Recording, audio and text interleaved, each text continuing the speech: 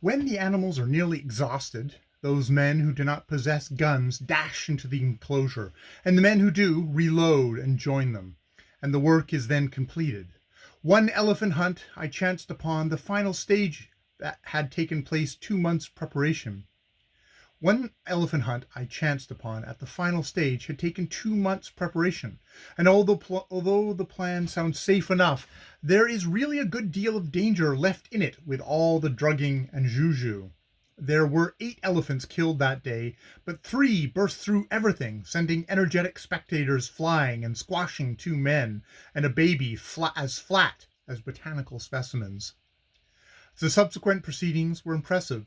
The whole of the people gorged themselves on the meat for days, and great chunks of it were smoked over fires in all directions. A certain portion of the flesh of the hind leg was taken by the witch doctor for juju, and was supposed to be put away by him, with certain suitable incantations in the recesses of the forest, his idea being apparently either to give rise to more elephants, or to induce the forest spirits to bring more elephants into the district.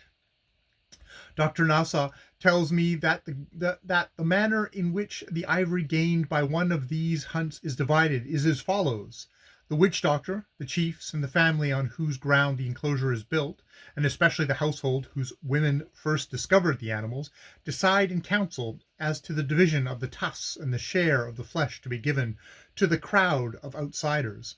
The next day the tusks are removed, and each family represented in the assemblage cuts up and distributes the flesh. In the hunt I saw finished, the elephants had not been discovered, as in the case Dr. Nassau above speaks of, in a plantation by women, but by a party of rubber hunters in the forest some 4 or 5 miles from any village, and the ivory that would have been allotted to the plantation holder in the former case went in this case to the young rubber hunters. Such are the pursuits, sports, and pastimes of my friends the fans. I have been considerably chafed both by whites and blacks about my partiality for this tribe, but as I like Africans in my way, not a la Sierra Leone, and these Africans have more of the qualities I like than any other tribes I have met, it is but natural that I should prefer them. They are brave, and so you can respect them, which is an essential element in a friendly feeling. They are on the whole a fine race, particularly those in the mountain districts of the Sierra de Crista, where one continually sees magnificent specimens of human beings, both male and female. Their color is light bronze, many of the men have beards, and albinos are rare among them. The average height in the mountain district is 5 feet 6 to 5 feet 8, the difference in stature between men and women not being great. Their countenances are very bright and expressive, and if once you have been among them, you can never mistake a fan. But it is their mental characteristics that their difference from the lethargic, dying-out coast tribes is most marked. The fan is full of fire, temper, intelligent, and go, very teachable, rather difficult to manage, quick to take offense, and utterly indifferent to human life. I ought to say that other people, who should know him better than I, say he is a treacherous, thievish, murderous cannibal. I never found him treacherous, but then I never trusted him, remembering one of the aphorisms of my great teacher, Captain Bowler of Bonny. It is not safe to go among bush tribes, but if you are such a fool as to go, you needn't go and be a bigger fool still. You've done enough. And Captain Bowler's other great aphorism was, never be afraid of a black man.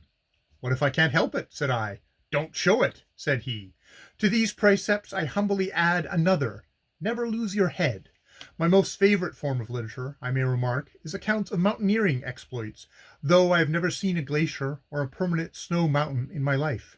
I do not care a row of pins how badly they may be written, and what form of bumble puppy grammar and composition is employed, as long as the writer will walk along the edge of a precipice